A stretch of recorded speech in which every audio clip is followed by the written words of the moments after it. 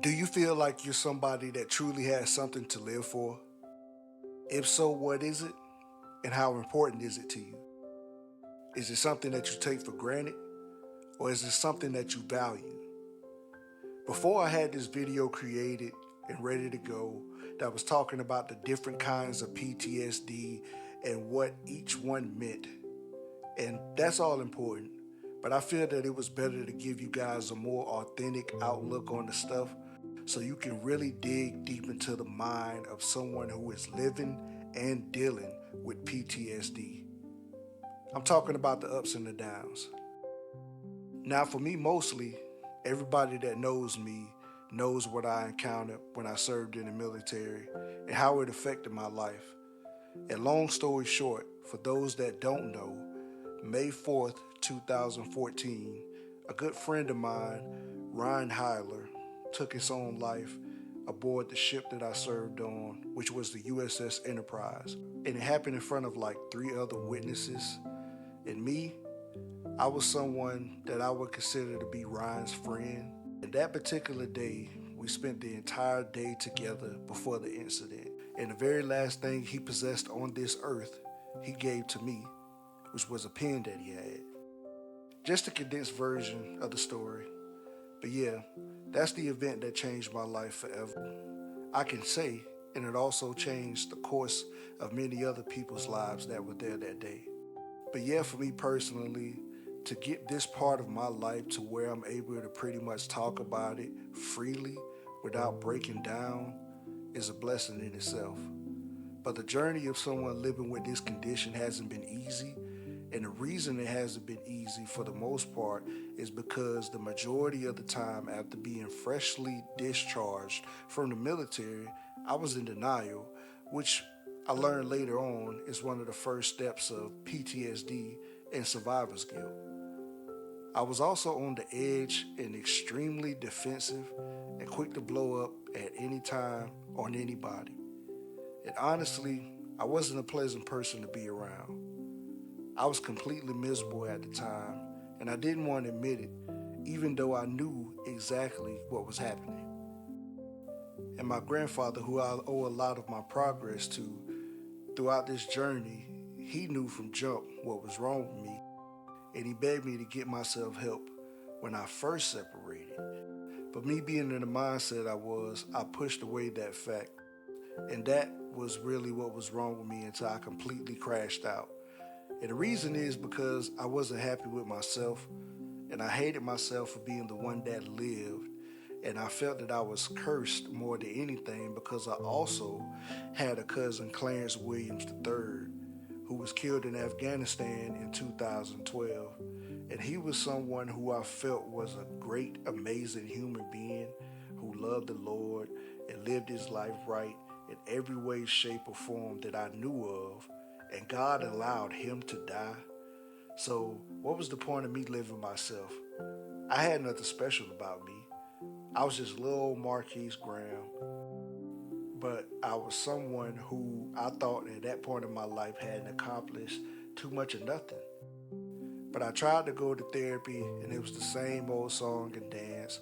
I went there and explained my story, but they weren't really trying to hear that.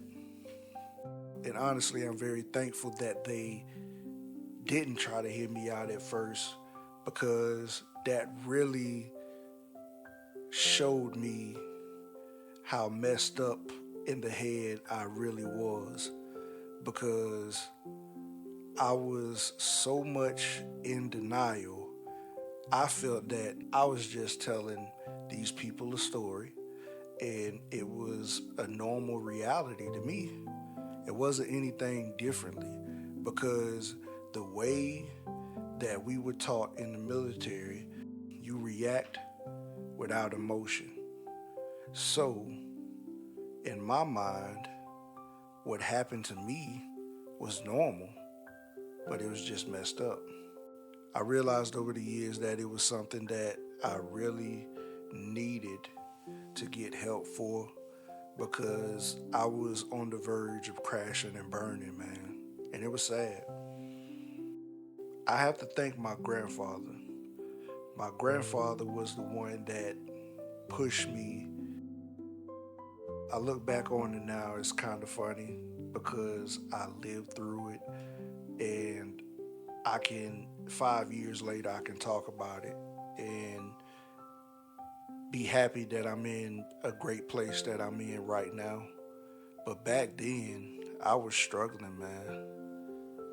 I couldn't sleep. I couldn't focus. I couldn't maintain relationships because I was so messed up and broken on the inside. But I was still living in denial from that because I honestly felt there was nothing wrong with me. And my grandfather, thankfully, had set it up to where he took me to the VA in Gainesville, Florida. He let them know that basically my grandson has been dealing with this mental illness for a while since he got out the military, and he refused to get help. He was on the verge of taking himself out.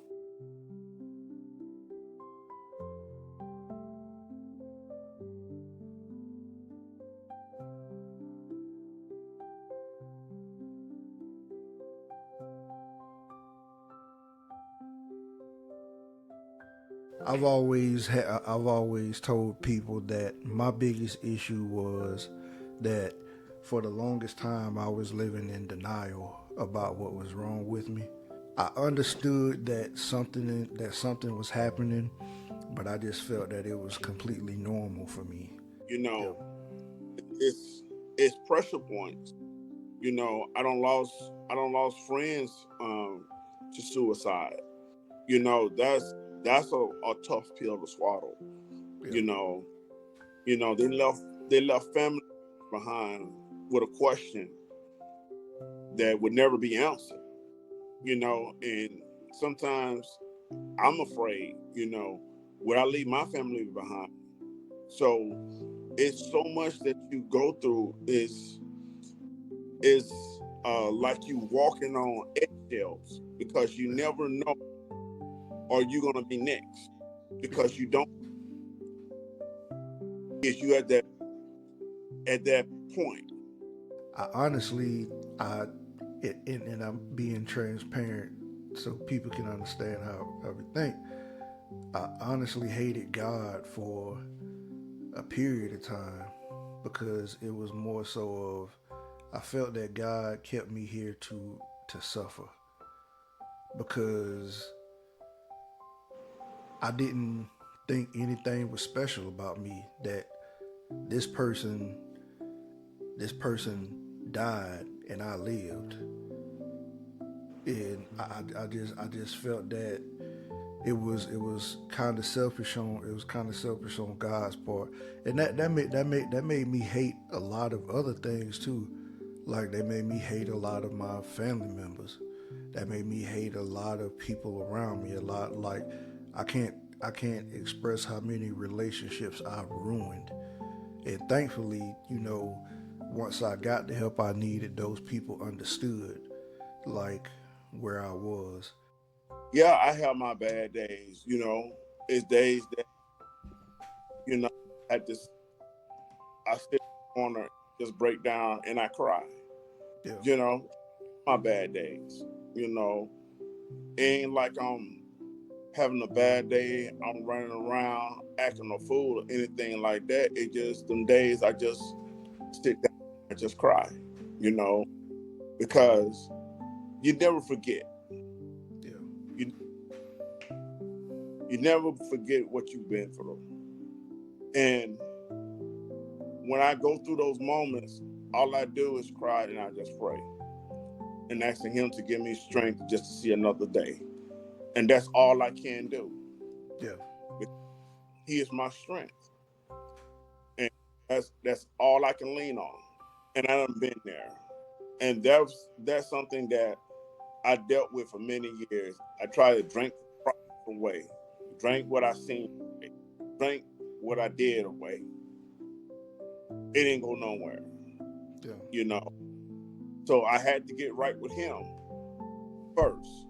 yeah, And once I got right with Him, my eyes began to open, to my family, my wife telling me. you need help. You know, me and my uncle used to joke around a lot before I went into the military. And he even told me, he's like, yo, man, you know, military don't change you.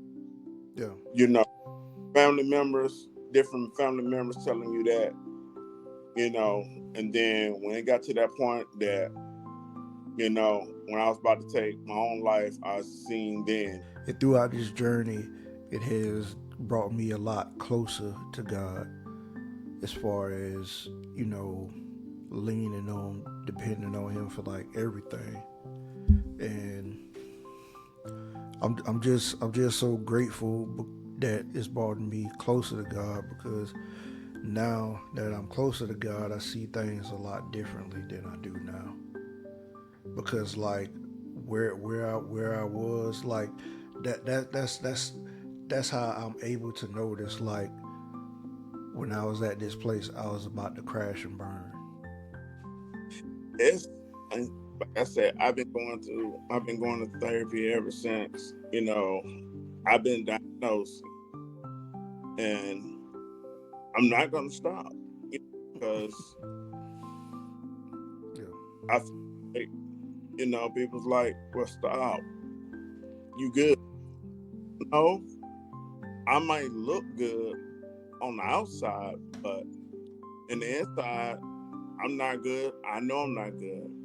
And, you know, sometimes, you know, you're afraid to give yourself credit because sometimes you don't done some things and you don't lead some people. And when you don't lead them, you know, they don't come back. Yeah. And that's that's a scary thing. Yeah. And that right there, it still bothers me. You know, you as a leader, Yeah. and you know, some of them people didn't come back. Yeah. And in your mind, you asking yourself, what could you have done? What could you done better? What step could you done different? Yeah. And one thing I never done, I never questioned God on that. The only thing I have done is just prayed. And one thing I can say, I do have a good communication with some of the families. I Mm. still some of the families.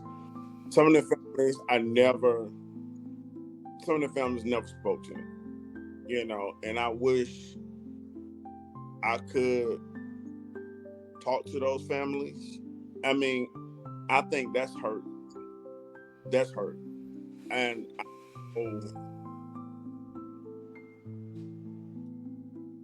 maybe they don't want to talk. Maybe they, you know, their grievance is different. You Yeah. know, so it's just, you know, and like I told my therapist, you know, I don't know if they blame me or blame the military. It just so many things, like I told them, so many things run through my head on that.